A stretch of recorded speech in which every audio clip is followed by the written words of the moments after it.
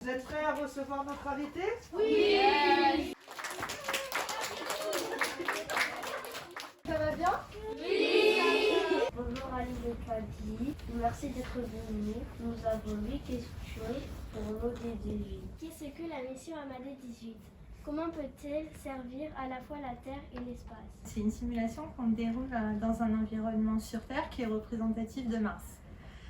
Alors nous, on était un groupe d'experts qu'on appelle analogues astronautes. Et en fait, l'objectif, c'était d'être en train de dérouler des expériences pendant 5 semaines dans un désert que l'on a choisi parce qu'il était représentatif de Mars. On a choisi le désert de Oman parce que ce désert, c'est des roches rouges avec des sédiments qui sont représentatifs du désert et des couches désertiques martiennes. Et puis parce que aussi il y avait des dunes et donc ça permettait de faire des explorations avec une combinaison dans un environnement aussi aride et extrême avec des dunes à grimper, à descendre. Ces choix-là de zone, de localisation pour une mission martienne, ça peut être un désert si on veut justement quelque chose qui est représentatif du sol martien, mais on peut aussi choisir des glaciers. C'est pour ça que vous verrez peut-être d'autres expéditions qui sont dans les glaciers, parce que là on va être plus représentatif de la température et de la façon dont l'humain va se protéger contre ces températures extrêmes. Ça va nous servir quelque part à nous aider vis-à-vis de notre planète Terre. En fait, il faut imaginer que Mars, c'est un petit peu le miroir de notre planète. Parce qu'il y a 3 milliards d'années, Mars et la Terre, elles étaient très similaires en fait. Dans ce laps de temps de 3 milliards d'années, du coup, on a une atmosphère qui s'est atténuée et puis l'eau s'est évaporée et maintenant on a un désert qui est aride. Et donc quelque part, ce qu'on cherche à faire aujourd'hui, c'est quand on va expérimenter sur des sols martiens et faire des simulations martiennes, c'est pour essayer d'avoir des connaissances, d'aller étudier la roche martienne telle qu'elle existe aujourd'hui et d'avoir des données. Et ces données, elles sont là pour nous faire comprendre qu'il y a des modèles avec des critères qui sont comparables entre la Terre et Mars. Et ce qu'on essaye de comprendre, c'est qu'est-ce qui s'est passé sur Mars pour que l'atmosphère disparaisse, que le désert s'installe. Et on essaye de voir un petit peu si la Terre, elle ne pourrait pas subir le même sort en fonction des changements climatiques qui s'accomplissent et d'essayer de prévenir et d'anticiper ces menaces pour justement préserver la vie sur Terre. Quelles sont les conditions pour vivre sur Mars? Alors elles sont pas simples, les conditions pour vivre sur Mars. Alors la température d'abord, regardons ça de plus près. On a des températures qui oscillent entre 27 degrés et moins 133 degrés. Ça veut dire qu'en moyenne, on est à moins 55 degrés Celsius. Ensuite, l'atmosphère, elle est faite de 96% de dioxyde de carbone, de CO2. Et le CO2, c'est le gaz que l'on rejette quand on respire. Nous, en fait, ce qu'on a besoin, c'est d'oxygène. Sur Mars, on ne peut pas respirer si on n'a pas un système qui va permettre de créer une atmosphère compatible de la Terre. Et puis d'un autre côté, l'atmosphère martienne, comme elle s'est atténuée avec le temps et qu'elle est très très très fine, elle est enclin à être bombardée par les vents solaires, alors que sur Terre, on a un champ magnétique qui la protège, on a une couche d'ozone qu'on connaît bien et qui permet aussi de réguler la température, puisqu'elle nous protège comme un cocon, mais elle permet aussi d'avoir des températures entre le jour et la nuit qui ne sont pas trop différentes. Alors que justement sur Mars, on a des écarts de température du coup énormes. Donc tout ça pour dire que c'est pas propice, c'est aride, c'est froid, c'est pas compatible de la vie humaine. Il va falloir développer et tester 3 choses importantes. On va dire un système de transport. Ensuite, on va dire un habitat qui peut être la capsule avec laquelle on arrive le jour où on se pose sur Mars. Et puis aussi une combinaison qui elle va être adaptée pour faire des expéditions à l'extérieur. Donc on aura un habitat pour l'intérieur, pour rester à l'intérieur, et une combinaison pour l'extérieur. Et donc il va falloir développer et tester ces 3 éléments comme si c'était notre vaisseau et notre support de vie, c'est-à-dire avec une capacité à avoir de l'eau, de l'oxygène, tout ce qui va être la gestion de la régulation de la température et de la pression. Notre corps ne peut pas survivre à n'importe quelle température et pression. Et puis on va aussi avoir besoin de gérer tout ce qui peut être poussière, bactéries, polluants, parce que notre corps va pas gérer le sable, vous savez, tous les sédiments qui vont s'évaporer, qui vont venir se mettre dans notre nez ou tout ça, c'est pas possible pour nous, ça ne fonctionne pas comme ça.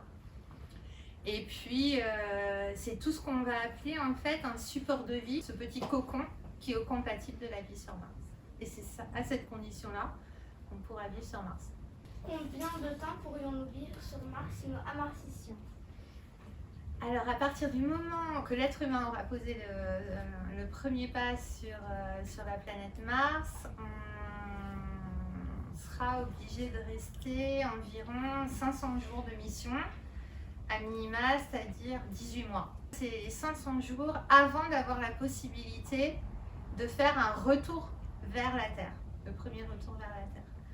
Donc ce qu'on essaye en fait de faire ici, c'est de trouver la position entre la Terre et Mars. Comme elle varie entre 60 et 400 millions de kilomètres selon les périodes de l'année, selon la rotation des planètes autour du Soleil, et bien du coup on va essayer de chercher la meilleure configuration pour rentrer en consommant pas trop de carburant.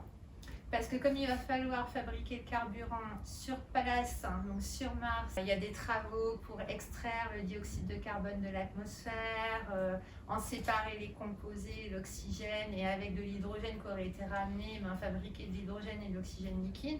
Bref, une vraie usine à gaz. Si ça veut dire qu'on a une configuration sur 500 jours, dans cette configuration probable, si on y réfléchit à la date d'aujourd'hui, ça veut dire qu'il faut, regardons l'eau par exemple, on part en mission, on reste 500 jours là-bas et en plus il faut revenir après avec l'eau. C'est une quantité monstrueuse qu'il faudrait emmener avec nous si on voulait avoir de l'eau pour l'aller, la vie là-bas et le retour. On ne peut pas emmener tout ça dans le vaisseau et l'anticiper pour 4 astronautes, c'est pas possible. Donc ce qu'on va plutôt essayer de faire, c'est recycler l'eau. Ce qu'on va essayer de faire plutôt, c'est réfléchir à comment recycler 95% de l'eau que l'on utilise. Alors il y a de l'eau qu'on peut recycler, celle qui est liée à notre respiration, donc finalement à la vapeur d'eau qu'on rejette naturellement. Vous avez peut-être entendu aussi, il y a le recyclage des urines, des déchets. Et en fait, d'ailleurs, ça c'est des technologies dont vous avez peut-être entendu parler parce qu'on arrive déjà à maîtriser cette technologie à bord de la Station Spatiale Internationale. Là où vous avez vu par exemple Thomas Pesquet qui était en mission pour la 2e fois et qui est revenu il n'y a pas très longtemps. Et bien c'est pareil, un environnement qui est recyclé en permanence et qui permet justement de ne pas emporter beaucoup trop d'eau, beaucoup trop de matières qui sont nécessaires à la vie, mais qui seraient juste pas possibles s'il fallait tout emmener. Donc c'est avec un système de recyclage. Les lois de non-appropriation sont-elles les mêmes que pour la Terre et pour la Lune? Au niveau des règles de non-appropriation, en fait, ça fait débat. En règle générale, la théorie veut qu'on ne puisse pas s'approprier une planète ou une partie d'une planète pour des fins individuelles. Après, la façon dont on utilise le sol, si on veut en extraire des minéraux, si on veut exploiter des minerais, eh bien ça, c'est ça qui va faire vraiment débat. À quelles conditions, comment, est-ce que même ça serait envisageable? Quand il y aura ce débat pour l'exploration lunaire, et bien du coup l'exploration martienne en bénéficiera aussi. Aujourd'hui, c'est qu'a priori, il n'y a pas un accord à l'unanimité sur ce sujet-là. Peut-on trouver de l'eau sur Mars? Oui, on peut trouver de l'eau sur Mars, mais pas sous la forme de l'eau liquide du robinet qui arrive dans la cuisine. On sait qu'il y a eu de l'eau dans les temps anciens martiens, puisqu'il y a eu des sondes comme Mars Express qui ont permis de voir vraiment les formes des anciens lacs qui ont été enfouis très très profondément dans le sous-sol martien. Aujourd'hui, l'eau, elle est beaucoup moins abondante sous forme liquide et même gazeuse que ce qu'elle a pu être dans ces temps-là et de ce qu'on a évidemment par rapport à la planète Terre. L'eau, elle est principalement bloquée au sein des pôles sous forme de glace et donc il n'y a pas d'eau douce a priori liquide sur la surface de Mars. On estime à 2-3% d'eau la quantité qu'on a aujourd'hui sur Mars. Il y en a, mais il n'y en a pas beaucoup. Et on va la trouver à la surface, donc comme on a dit, sous forme de couches de glace, notamment une très épaisse couche de glace au pôle Nord. On va la trouver sous forme aussi de givre saisonnier qui est dû en fait au fait qu'à certains moments le soleil éclaire plus le pôle et donc le dioxyde de carbone qui s'est transformé en glace commence à fondre et donc à faire de la vapeur d'eau et puis après donc ça génère un petit peu de givre pendant les périodes de l'année en fonction de l'hiver ou de l'été martien et puis dans l'atmosphère sous forme de vapeur d'eau du coup dans l'atmosphère. Et puis assez récemment, mais alors là c'est en grande discussion parce que ça date d'il y a seulement quelques mois, il y a eu des experts qui ont commencé à débattre sur la potentielle présence d'eau liquide au niveau du pôle sud martien, donc sous la glace. Et là ça a fortement fait débat puisqu'il y avait des signaux radio qui envoyaient donc des signaux de très fort réfléchissement qui sont environ à 1,4 km sous la glace du pôle sud. Et donc la question c'était est-ce qu'il peut y avoir de l'eau à l'état liquide à cet endroit-là. On continue à découvrir des choses. Voilà, il faut rester en continu curieux et puis alerte à essayer d'analyser tout ce que les sondes qui sont autour de Mars nous envoient comme information. Les terriens doivent-ils s'entraîner pour vivre dans des conditions extrêmes? On a notre atmosphère aujourd'hui sur Terre. Notre atmosphère, elle nous protège. Elle nous protège des vents solaires, mais aussi elle est fragile. Elle est constituée entre autres de la couche d'ozone. Et vous savez que cette couche d'ozone, on en parle assez régulièrement en disant que voilà, elle a un rôle protecteur pour les êtres vivants. Pour les écosystèmes sur Terre, pour notre cycle de vie. Néanmoins, elle est très fragile et comme vous le savez, l'activité humaine sur Terre, elle génère beaucoup de pollution et beaucoup de carbone. Et notre atmosphère, en fait, qui naturellement, pour réguler la température, fonctionne avec un effet de serre qui permet de réguler tout ça, elle connaît des règlements. Et ces dérèglements, ils sont de plus en plus importants et finalement, ce que ça fait, c'est que ça accentue l'effet de serre et donc le réchauffement au sol. Et on se retrouve en fait à avoir des choses incroyables comme que la pollution, ça va générer un endommagement de la couche d'ozone, l'effet de serre va s'accentuer et en fait finalement, on connaît aujourd'hui un phénomène global qui est le changement climatique. On commence à subir ces effets et à se retrouver à vivre quelque part dans des conditions de plus en plus extrêmes. Alors s'entraîner, ça voudrait dire quoi? Ça voudrait dire peut-être comprendre, accepter ces conditions et essayer de faire quelque chose pour que ça ne s'aggrave pas.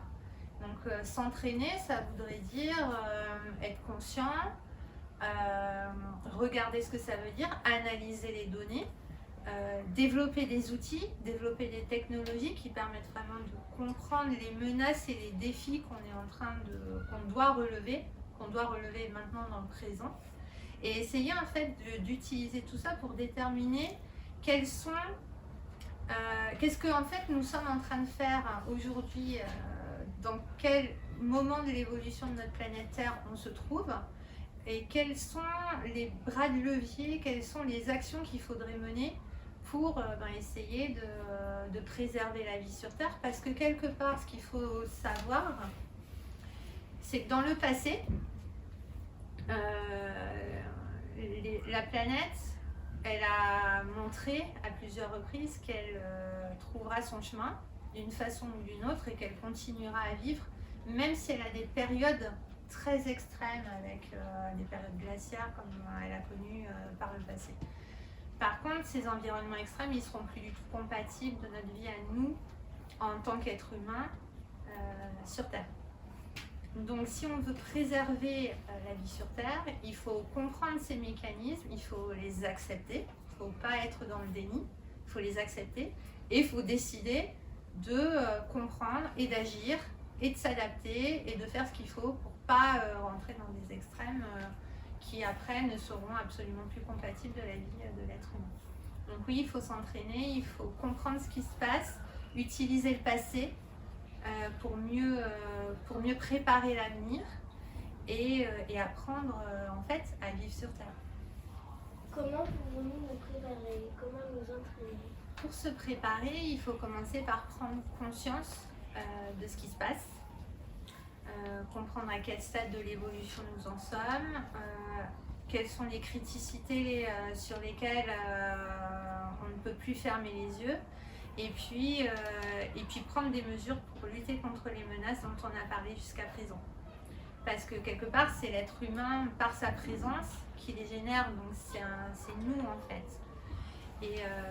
Et cette prise de conscience, elle est primordiale parce que quand on se dit qu'on décide d'agir, alors tout est possible. Mais tant que les gens refusent de se rendre compte que les faits, on court à la catastrophe, et bien finalement, il ne peut pas y avoir un consensus. Il peut y avoir un consensus, mais pas une décision d'action à l'unanimité. Donc ce qu'il faut d'abord, c'est prendre conscience et dire ok, maintenant on décide d'agir et d'arrêter de polluer, arrêter d'utiliser toutes les ressources de notre planète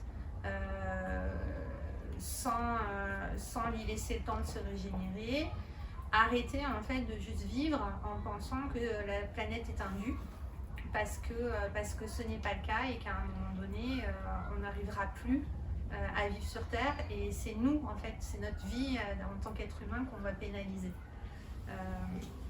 Donc quelque part il faut qu'on cherche à s'adapter, à contrer cet environnement extrême et proposer des décisions.